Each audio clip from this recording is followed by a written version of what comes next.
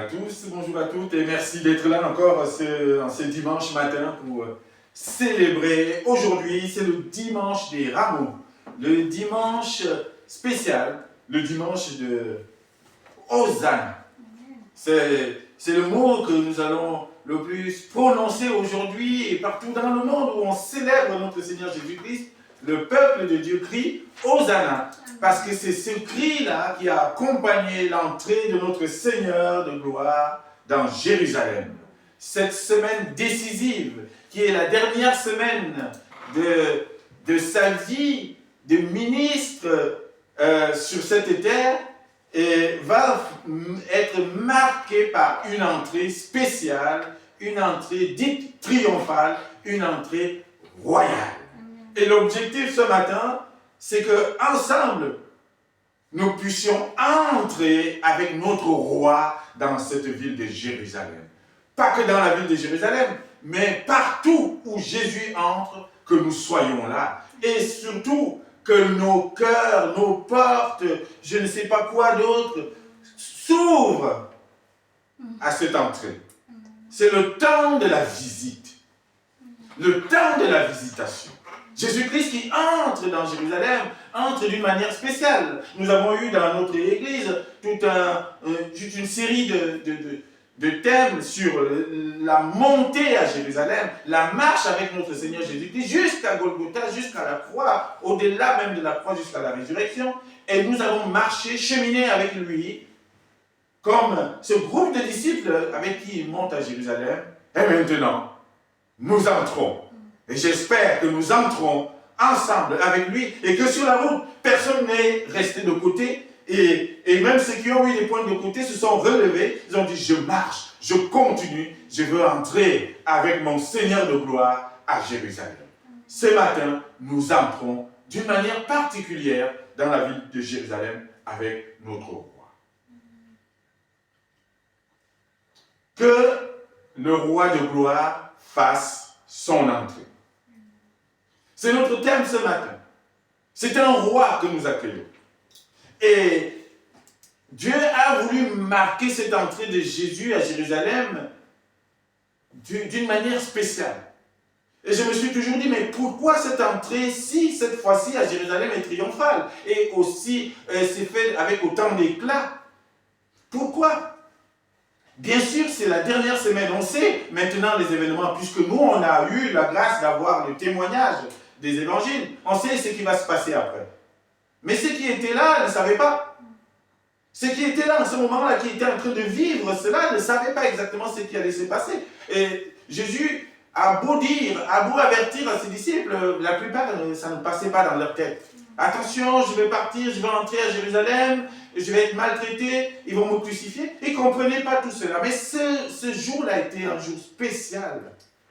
C'est un jour où on chante à la gloire du Seigneur. C'est un jour où la foule crie. C'est un jour où on sort les palmes et les branches d'arbres. On enlève ses vêtements. On pose ses vêtements on lui a fait un tapis rouge de vêtements. Amen. On a posé sur l'anneau et c'était spécial. Ça chantait. La ville bouillonnait. Mais qu'est-ce qui se passe? Dieu a voulu marquer ce jour-là. Pourquoi? Pour dire, attention, celui qui entre là, aujourd'hui, c'est le roi. C'est le vrai roi. Et c'est le roi pour l'éternité. Ne vous fiez pas à ce qui va se passer.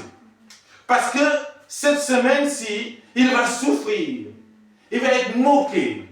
On va lui cracher dessus. Il va être flagellé. Mais il demeure et reste le roi. Amen. C'est ça que Dieu voulait qu'on comprenne à ce dimanche où Jésus entre à Jérusalem. Que cela reste marqué dans vos mémoires et dans vos cœurs.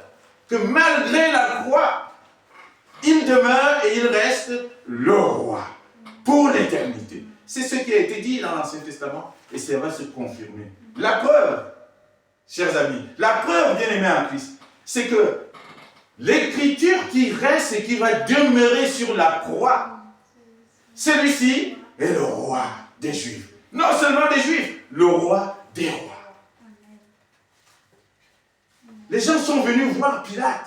En lui disant, non, il faut enlever cette écriture-là parce que cela va prêter à confusion. Et l'écriture qu'on a mise sur la croix, c'est celui-ci, il a dit qu'il était le roi des Juifs, mais il faut qu'on enlève ça parce que beaucoup de gens vont peut-être finir par croire que c'est vrai.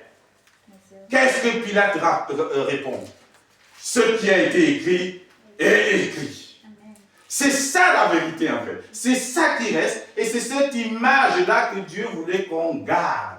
Christ est le roi. Le roi souffrant, oui, mais il demeure le roi. Et c'est lui qui vient nous sauver. Et voilà ce que nous célébrons en ce dimanche spécial. Voilà pourquoi il y a les palmes. Voilà pourquoi on crie aux ânes. Voilà pourquoi on chante à la gloire de ce roi. Qu'est-ce qu'il dit à ses disciples qui étaient en train de lui dire, mais faites taire ces gens, ils font trop de bruit. On l'a lu tout à l'heure. Si ces gens ne crient pas, les pierres crieront. Je suis le roi. De tout, de l'univers, je domine sur toutes choses, même sur les pierres. Je peux dire, Pierre chante. Les pierres se mettent à chanter, parce que je suis le roi. C'est cela que je voudrais que vous gardiez comme image ce matin. Partez avec cette image. En repartant d'ici, partez avec le roi des rois dans vos cœurs. Jésus-Christ demeure le seul et vrai roi. Alors oui, comme dit le psaume de David, que le roi de gloire fasse son entrée. Roulement de tambour. Et là, il entre. Amen. Alléluia. Alors, nous allons lire deux passages.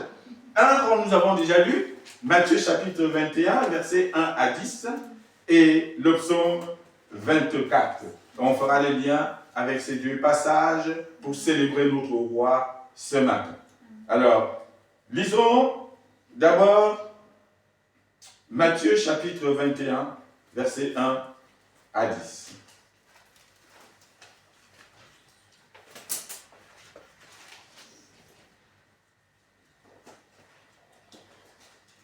Voici ce qui est écrit. Lorsqu'ils approchèrent de Jérusalem et qu'ils furent arrivés à Bethphagée, vers la montagne des Oliviers, Jésus envoya 2 disciples en leur disant, « Allez au village qui est devant vous, vous trouverez aussitôt une ânesse attachée à un ânon avec elle. Détachez-les et amenez-les moi. Si quelqu'un vous dit quelque chose, vous répondrez, le Seigneur en a besoin. Et à l'instant, il les laissera aller. Or, ceci arriva afin que s'accomplisse ce qui avait été annoncé par le prophète. Dites à la fille de Sion, voici, ton roi vient à toi, plein de douceur, et monté sur un âne, sur un ânon, le petit d'une ânesse. Les disciples allèrent et firent ce que Jésus leur avait ordonné. Ils amenèrent l'ânesse et l'ânon, mirent sur eux leurs vêtements et le firent asseoir dessus. La plupart des gens de la foule étendirent leurs vêtements sur le chemin. D'autres coupèrent les branches d'arbres et enjonchèrent la route. Ceux qui précédaient et ceux qui suivaient Jésus criaient « Hosanna au fils de David ! Béni soit celui qui vient au nom du Seigneur. Hosanna dans les lieux très hauts. » Lorsqu'il entra dans Jérusalem, toute la ville fut émue, et l'on disait, « Qui est celui-ci » La foule répondait, « C'est Jésus, le prophète de Nazareth en Galilée. » Amen. Voilà le premier passage. Nous lirons maintenant Psaume 24, qui est donc le thème de notre message de ce matin. Que le roi de gloire fasse son entrée. Psaume de David. À l'Éternel la terre et ce qu'elle renferme, le monde et ceux qui l'habitent. Car il l'a fondé sur les mers et a fermi sur les fleuves. Qui pourra monter à la montagne de l'Éternel? Qui s'élèvera jusqu'à son lieu saint? Celui qui a les mains innocentes et le cœur pur, celui qui ne livre pas son âme au mensonge et qui ne jure pas pour tromper. Il obtiendra la bénédiction de l'Éternel, la miséricorde du Dieu de son salut. Voilà le partage de la génération qu'il invoque, de ceux qui cherchent ta face, de Jacob. Portes, élevez vos linteaux, élevez-vous, portes éternelles, que le roi de gloire fasse son entrée. Qui est ce roi de gloire? L'Éternel fort et puissant, l'Éternel puissant dans les combats. Portes, élevez vos linteaux, élevez-les, portes éternelles, que le roi de gloire fasse son entrée. Qui donc est ce roi de gloire? L'Éternel des armées, voilà le roi de gloire. Amen. Voilà notre roi. Voilà le roi de gloire. Il est puissant, fort dans les combats. Et il va livrer un dernier combat. Dans la semaine sainte dans laquelle il entre, Jésus-Christ, le roi de gloire, l'Éternel des armées, va livrer un combat. Mais le combat final. Un combat terrible. Et ce combat-là, nous connaissons l'issue. Il finira victorieux. Voilà notre roi. Voilà le roi de gloire. Et la première chose, bien aimée en Christ, que nous devons comprendre ce matin, c'est que nous sommes appelés à faire place à ce roi. Nous sommes appelés à dégager la route, à faire le chemin, à lui mettre un tapis de vêtements, tapis rouge, tapis de ce que vous voulez, mais le tapis de gloire, pour que le roi vienne faire son entrée. Et pourquoi il est roi? Le psaume 24 nous le dit ici. Parce que à lui, toute la terre et tout ce qui habite. Dieu, l'éternel Dieu, le Seigneur Jésus-Christ est le roi de la terre. Parce que tout lui appartient. Quand Jésus entre à Jérusalem, il n'a pas besoin qu'on vote pour lui. Il n'a pas besoin d'élections municipales pour qu'on aille choisir qui est le roi de la ville. On l'a fait la semaine dernière. Mais Jésus entre à Jérusalem, il est déjà dominateur. C'est ça l'autorité. Il entre comme un roi. Il n'a pas besoin qu'on dise, mais on vote pour lui. Non, il est dans sa ville. Cette ville que son père a choisie, Jérusalem. Il entre en triomphe. Parce que la terre appartient à Dieu. Et tout ce qui l'habite. Les habitants de Jérusalem appartiennent au roi qui entre.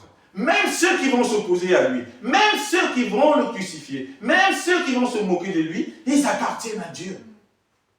Tout appartient à Dieu. C'est la première chose qu'on doit retenir ce matin. Voilà pourquoi Christ est roi partout. Donc la ville lui appartient. La terre lui appartient. Les habitants de cette ville lui appartiennent. Tout lui appartient. C'est pour ça que David commence par « à l'Éternel la terre et ceux qu'elle renferme, le monde et ceux qui l'habitent. » Bonne nouvelle, bien-aimés en Christ. Nous appartenons à l'Éternel. Tu appartiens à l'Éternel. À personne d'autre. Que personne ne vienne te mentir. Nous appartenons tous à Dieu, à l'Éternel. C'est notre roi. Et il entre avec cette autorité dans cette ville. Voilà pourquoi il a des acclamations.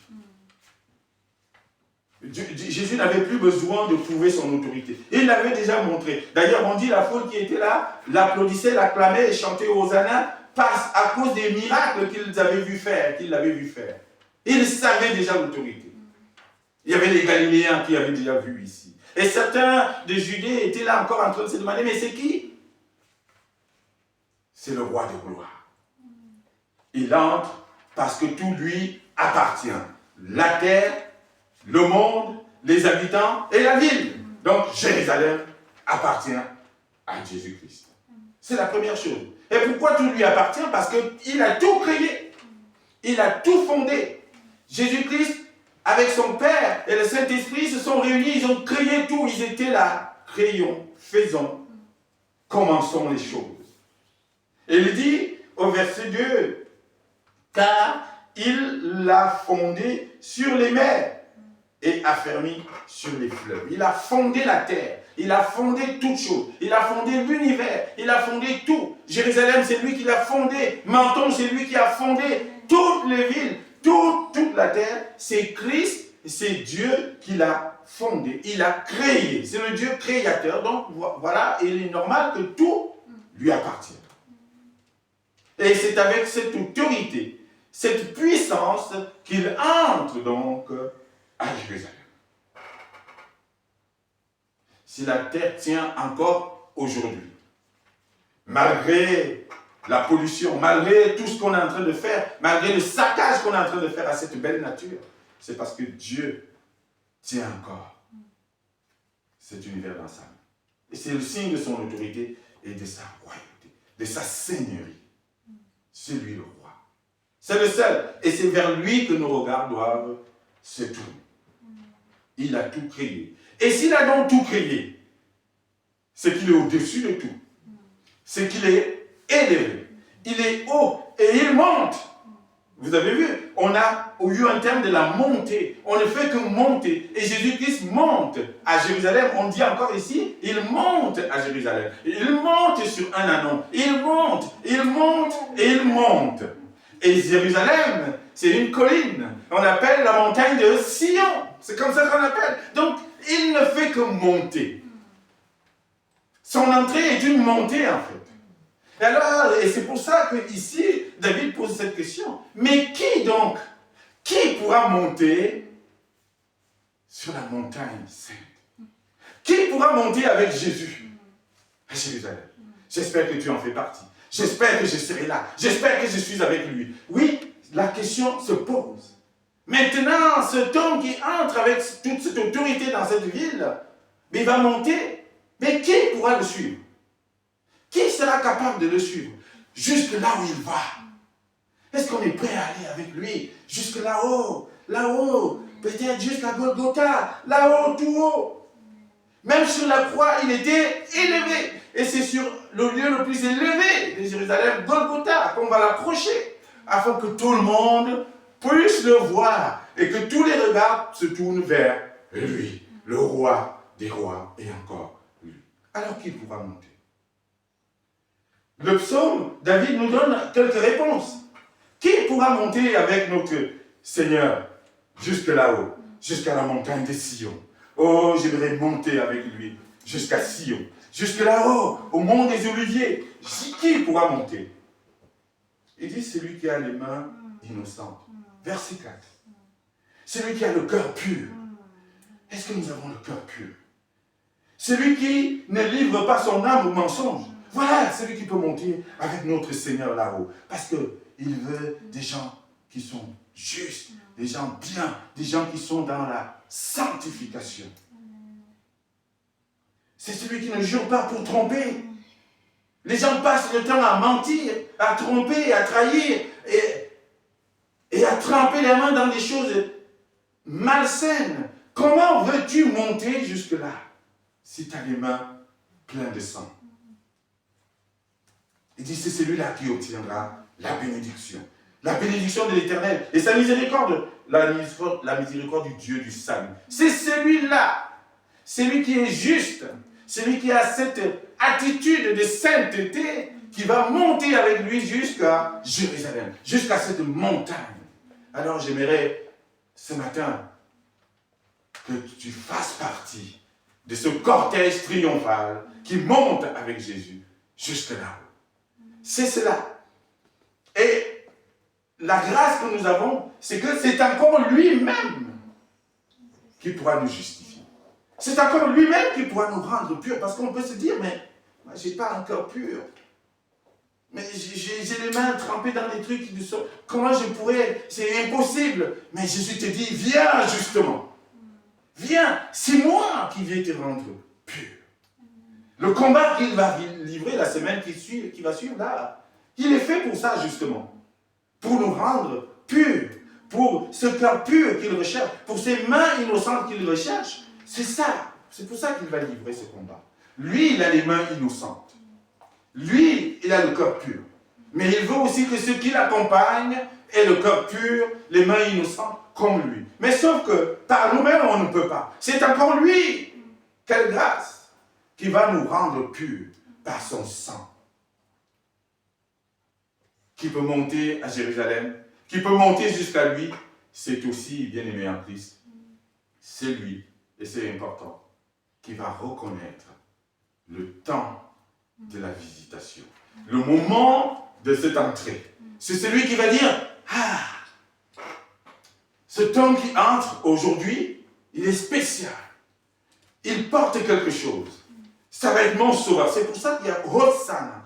Sauve-nous, Seigneur. Ils reconnaissent que c'est le sauveur. C'est celui-là qui va aussi être capable de monter avec lui. Parce qu'il a reconnu le temps de la visitation. Vous voyez, Luc, au chapitre 19, il nous parle de ce moment d'entrée d'une manière spéciale aussi. Parce qu'on dit que Jésus-Christ, ce roi triomphal, au moment où il s'approche de Jérusalem, qu'est-ce qu'il fait? Luc, il nous dit, il se met à pleurer sur la ville.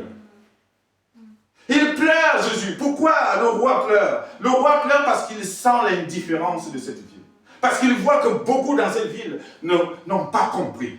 Ils n'ont pas reconnu. Ils ne reconnaissent pas ce temps précieux que Dieu leur offre en leur faisant venir le roi, le sauveur. Oh, je pleure pour Jérusalem. Je pleure pour la ville.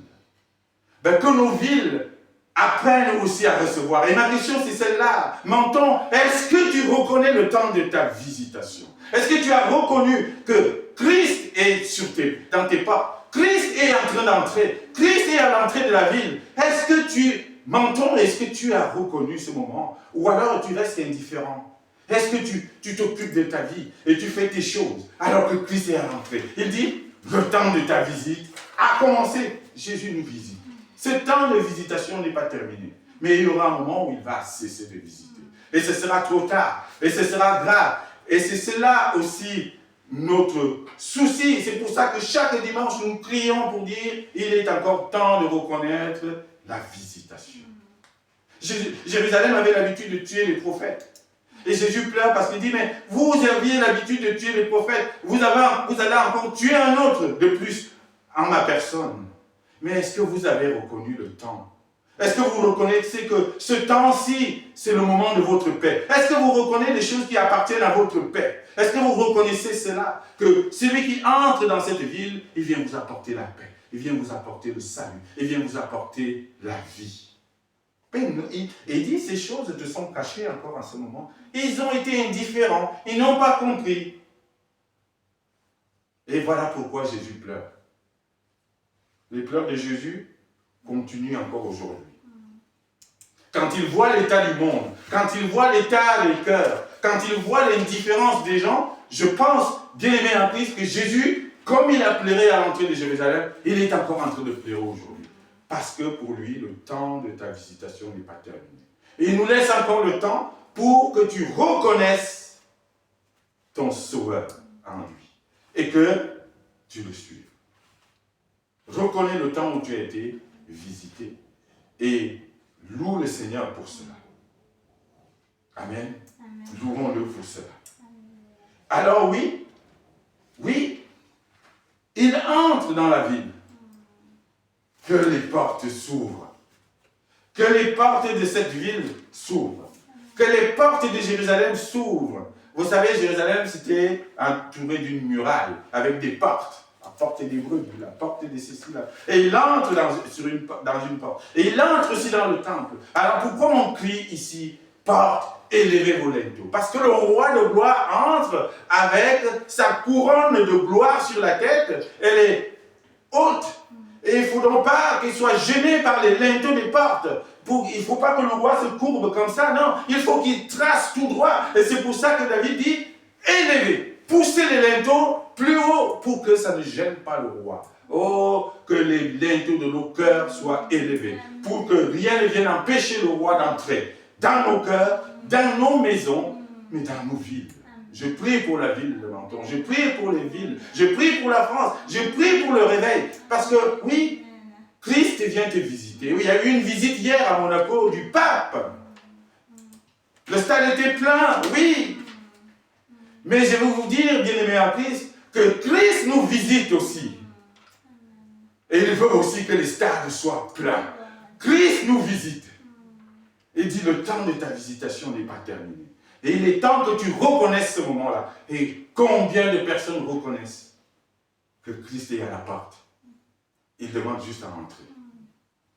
Que le roi de gloire entre. Et j'aimerais que chacun de nous et chacun de vous dise ce matin, aujourd'hui, moi je vais ouvrir ma porte au roi de gloire. Rien ne va l'empêcher d'entrer. Maintenant, toutes les épines que j'ai dans mon cœur, et tout ce qui peut empêcher la couronne d'entrer, je vais enlever pour que le roi de gloire entre. Dans mon cœur, dans ma maison, dans ma vie, auprès de mes enfants, de ma famille, dans ma famille, que le roi de gloire entre aujourd'hui. Alors qu'on prenne les palmes, qu'on chante avec lui, Hosanna, viens entrer dans ma vie. Toi qui sauves. Oui, pour finir, bien-aimé, l'identité de ce roi. David le redit ici. Qui est ce roi? Qui est ce roi? Vous avez compris, bien-aimé en Christ. C'est Jésus-Christ le roi. C'est lui le prophète de Galilée. C'est lui qui vient entrer dans ta vie, dans ta ville, dans ton univers pour apporter la paix. Oh, si vous connaissiez le temps et si vous connaissiez les choses qui appartiennent à votre paix, Jésus-Christ, c'est votre paix. Jésus-Christ est notre paix. Alors accueillons-le une fois de plus. Nous qui l'avons déjà accueilli, c'est une grâce. Et aujourd'hui, d'une manière spéciale, on va renouveler cet accueil. Bien aimé. Et vous, qui ne l'avez pas encore connu, et vous, qui ne l'avez pas encore accueilli, il est plus que temps de réfléchir à cela. Que ton cœur fasse entrer le roi de gloire. Tu auras la paix que tu cherches. Tu auras la joie que tu cherches. Tu auras le bonheur que tu cherches. C'est qui le roi de gloire? C'est l'Éternel des armées, puissant dans les combats. C'est qui ce roi de gloire? C'est Jésus de Nazareth. C'est qui ce roi de gloire? C'est le Messie. C'est qui ce roi de gloire? C'est le Fils de Dieu. C'est qui ce roi de gloire? C'est le roi des rois. Ton roi, celui seul qui mérite d'être adoré. C'est lui le roi de gloire. Alors accueille-le. Accueille-le véritablement. Vous savez, la foule de Jérusalem, dans Matthieu, quand on a lu, ils ont demandé à la fin, mais qui c'est celui-là? Qui c'est celui-là? Est-ce qu'on peut lire la réponse? Qui c'est celui-là qui entre? Que celui qui trouve nous lise la réponse. Alors, qui c'est celui-là? La foule répondait, c'est Jésus, le prophète de Nazareth en Galilée. Amen. Amen. Voilà. Qui est le roi de gloire? C'est Jésus, le prophète en Galilée. C'est le roi des rois. Alors, accueillons ce roi dans nos cœurs aujourd'hui. Amen. Amen.